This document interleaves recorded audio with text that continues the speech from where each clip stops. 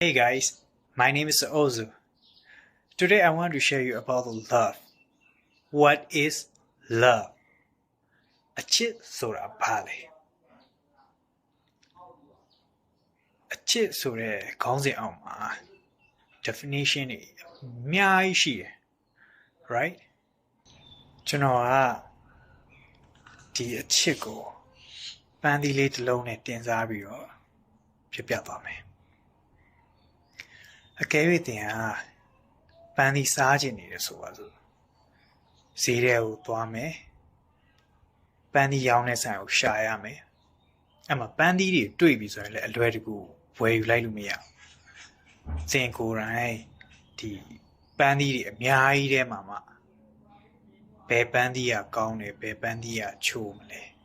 ရွေးရတော့မယ်ပန်းသီးဆိုတဲ့အမျိုးကကွာအနာစာတော့ပါမှာပဲအဲ့ထဲမှာမှတင်ကားဒီပန်းသီးကိုပုတ်နေတဲ့ပန်းသီးတွေကိုဖယ်ပြီးတော့အနာအဆအနည်းဆုံးဖြစ်တဲ့ပန်းသီးကိုရွေးပြီးဝယ်မယ်ဝယ်ပြီးသွားပြီဆိုပါစို့တင်အိမ်ပြန်လာမယ်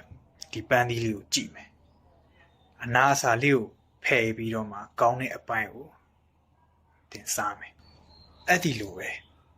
အချစ်ဆိုတာလည်းရွေးယူရတယ်စဉ်းစားရတယ်ဆုံးဖြတ်ပြီးသွားပြီဆိုရင်ကိုဆုံးဖြတ်လို့ကိုလက်ထဲရောက်လာတဲ့ပန်းသီးလေးကို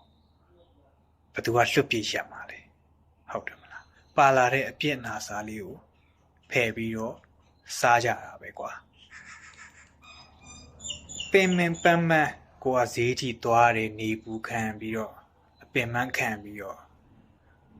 လမ်းခီးကြာခြင်းအချိန်တွေငွေကြေးတွေအကုန်ကြခံပြီးဒီပန်းသီးလေးတစ်လုံးစားရဖို့အတွက်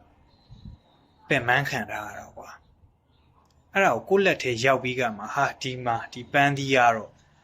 အနာစာပါတယ်ဆိုပြီးအမှိုက်ပုံးနဲ့ရော့အင်ဆိုပြီးတော့ဘယ်သူမှမပြစ်ထဲကြအောင်ကွာ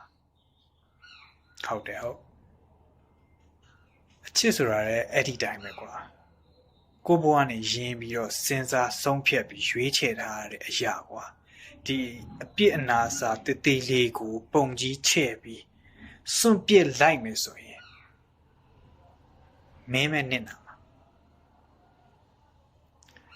အဲ့တော့ဒီအပြစ်နာစာတည်တည်လေးကိုကြည်မနေပဲနဲ့